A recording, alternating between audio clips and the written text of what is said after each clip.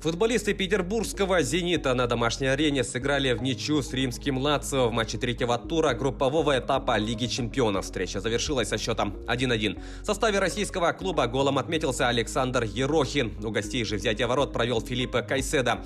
«Зенит» заработал первое очко в текущем розыгрыше турнира и занимает последнее место в группе F. В предыдущих матчах предварительной стадии турнира питерцы дома проиграли бельгийскому «Брюгге» со счетом 1-2 и на выезде уступили дортмундской «Боруссии», пропустив 2 безответных мяча.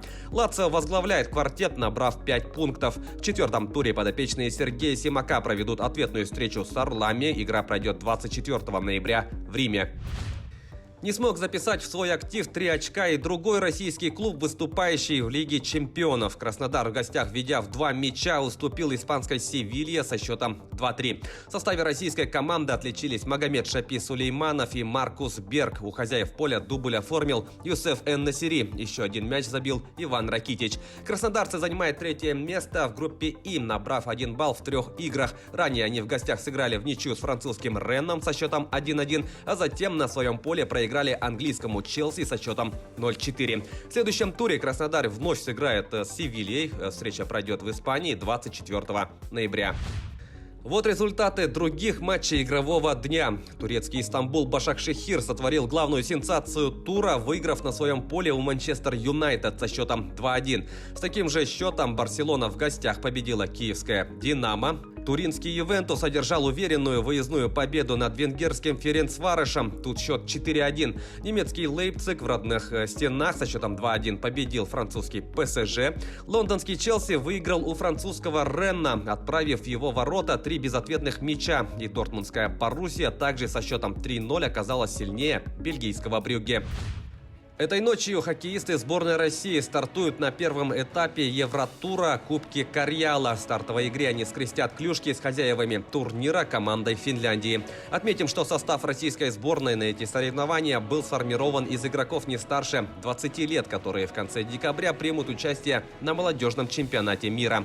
Опыт выступления за главную команду страны имеет лишь форвард петербургского СКА Василий Подколзин, который и назначен капитаном. Матч россиян с финнами начнется в 1:30 ночи по якутскому времени. Россиянин Данил Медведев выиграл у южноафриканца Кевина Андерсона в матче второго круга турнира серии «Мастерс», который проходит в Париже. Встреча завершилась в первом сете при счете 6-6 после отказа Андерсона продолжить играть. В следующем круге россиянин встретится с австралийцем Алексом де Минауром, который в своем матче выиграл у итальянца Лоренцо Санеги. Напомним, Медведев занимает 5-е место в рейтинге Ассоциации теннисистов-профессионалов. На его счету 7 побед на турнирах под эгидой данной организации. Его лучшим достижением на стартах серии «Большого шлема» является выход в финал прошлогоднего открытого чемпионата США. Гол Никиты Евтушенко помог липецкому ЛКС одержать победу над дублем новой генерации Сыктывкара в матче третьего тура чемпионата России по мини-футболу среди команд высшей лиги. Встреча завершилась со счетом 7-1.